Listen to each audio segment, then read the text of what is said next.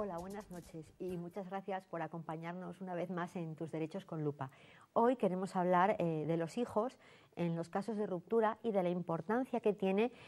que los padres cumplan muy a rajatabla las medidas que se establecen en esa sentencia de separación, de divorcio o en caso que sea una pareja de hecho, pues la que acuerda las medidas para los niños. ¿Por qué? Bueno, pues porque el incumplimiento puede tener importantes consecuencias que a veces pues no pensamos en ellas y pueden abarcar ámbitos civiles y penales. Y bueno, quizá conviene por empezar a recordar qué medidas son las más típicas que afectan a los hijos en un caso de ruptura y lógicamente son dos. La primera es el tema de la custodia y el tema de las visitas y la segunda y muy importante va a ser el tema de la pensión alimenticia.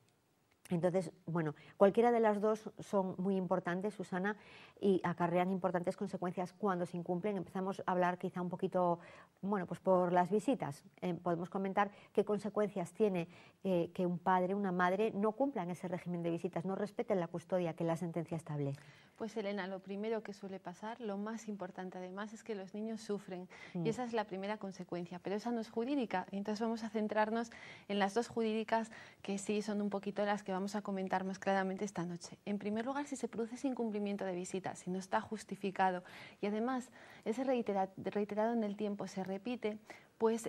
a lo que se arriesga el padre incumplidor es a que se modifique el régimen establecido en la sentencia de divorcio, bien la custodia o bien el régimen de visitas, dependiendo de cuál de los dos esté incumpliendo. Pero es que además de esto, que ya puede ser importante, que ya puede ser una consecuencia a tener en cuenta, ese tipo de comportamientos puede llegar a generar consecuencias de tipo penal, como antes nos comentaba Elena, puede llegar a consistir en un delito, porque este tipo de comportamientos, tanto por un padre como por el otro, ¿verdad, Elena?, pueden llegar a ser, están tipificados en nuestro Código Penal como delitos, o sea que es interesante quizás a lo mejor mencionar algún ejemplo. Bueno, a ver, vamos a pensar, ejemplo,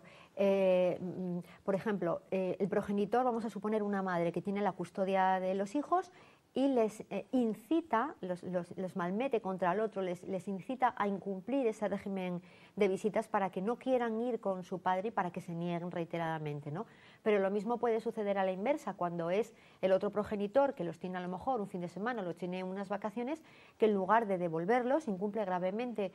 pues ese momento de entrega y los retiene incumpliendo, pues lógicamente, con sus obligaciones de devolverlo, o incluso cuando el progenitor que habitualmente no los tiene en su compañía, el que no tenga la custodia, pues coge a los niños y los saca, se los lleva fuera, ¿no?, fuera de lo que es el lugar de residencia habitual, sin informar a la madre, sin pedir ningún tipo de autorización. Pues todas estas consultas, lógicamente,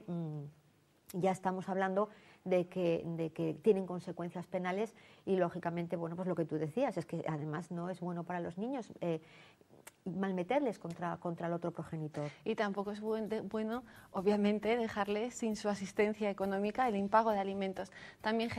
puede generar dos tipos de consecuencias. En primer lugar, que se pueda abrir un procedimiento civil y se reclamen en ejecución de sentencia esas cantidades, pero también el impago durante 2 meses consecutivos o 4 meses no consecutivos puede generar o permita al padre que los está percibiendo presentar una denuncia y abrir un procedimiento penal, con lo cual, además del pago de las cantidades debidas,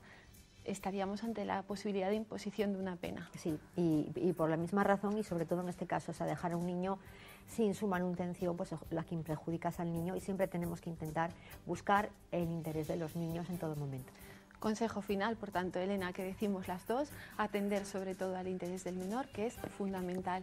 Y un último consejo, que ese siempre lo damos en todos nuestros programas, nuestra página web cuervoalfagm.com, para que nos visiten. Buenas noches y muchas gracias.